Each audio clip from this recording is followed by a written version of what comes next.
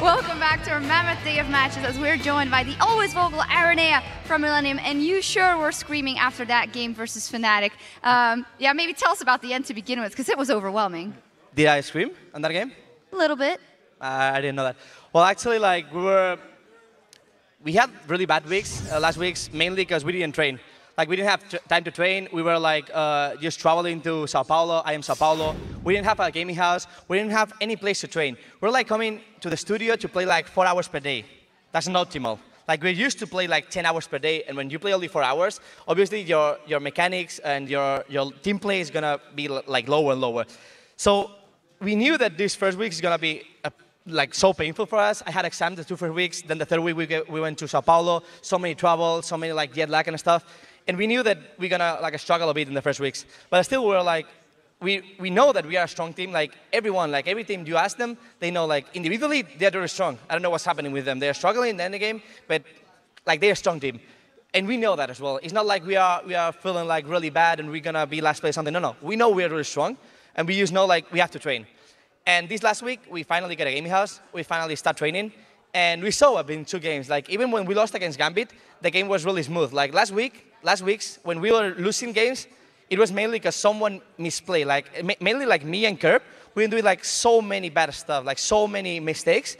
And I realized, like I was saying, this game is my fault. Like we lost it, and it's completely my fault. But now I'm proving myself, I'm proving like everyone that I can be a good jungler, and I don't do that kind of mistakes. And these 2 games we played really good, especially like the game against Fnatic. Against Gambit, we lost for Drake controls, and that was exactly the plan for this game. Like, we had the paper of our like manager, and the paper was like Drake, Drake, Drake, saying anything as well. Like, and ban Cassidy and Pekka, nothing else as well. Trevor, do you want to ask a question? I think the interview's over. You basically got it. So let's stop for a second. Talk a bit more specifically about this game, because you've given us a good insight into how you fixed some of the problems that you had. In this particular matchup, you didn't have the strongest early game, which you did against Gambit, but your team fights were really good. Your calling seemed to be precise. What actually made the difference in terms of the communication and the targeting? Because you in particular was throwing yourself in those fights so many times. Yeah, I was trying all the time to make Reckless unable to do anything in a team fight.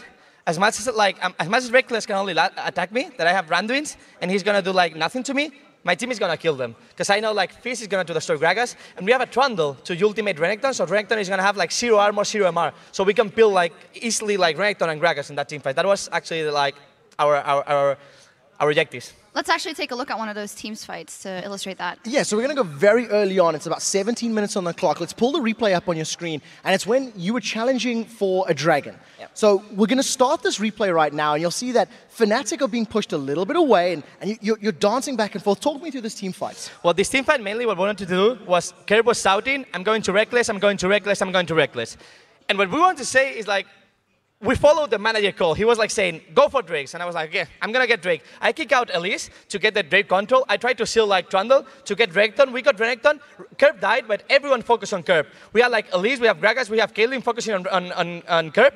And the other side, I'm getting the Drake. That's actually the objective. We don't want kills anymore. Like against Gambit, we saw the score. We were winning in kills. But they won on towers, they won on Drakes, so that was actually like our objectives. Just get Drakes, get objectives, and win the game by that. Well, it definitely worked out for you. I mean, in the end of the fight here, you see once again just trading back and forth. Up until about 25 or 30 minutes in the game, for every kill that you guys scored, Fnatic got one in reply. It was a very even footing game. So at what point did you win the game? What was the deciding factor? I believe there was a team fight that Trundle was just immortal. Trundle was just hitting at everyone. He had like so many like shield from me, shield fall threats and stuff. And we got like Trundle and Lucian making 3 damage. And I believe in that team fight, Gragas was one shot by Fizz. So that team fight was really good team fight for us. We went directly for Nasa. And after that, we were just pushing, getting objectives. And then in the bottom team fight, the last team fight, I believe that Kerb did a perfect team fight.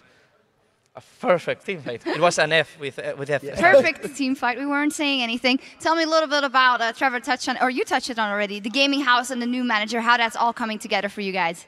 I really need to thank my new manager. It's called Dreams. It's a French guy that is helping us a lot, especially me. Like the last weeks, I was having a lot of stress, like a lot of pressure from like the spectators, a lot of pressure from my team, a lot of pressure. They didn't even tell me, but I felt like the team was like realizing that I was playing bad. And somehow I was like so stressful, I was like somehow dismotivated. And that's why we brought a manager that can motivate me. And he motivated me so much.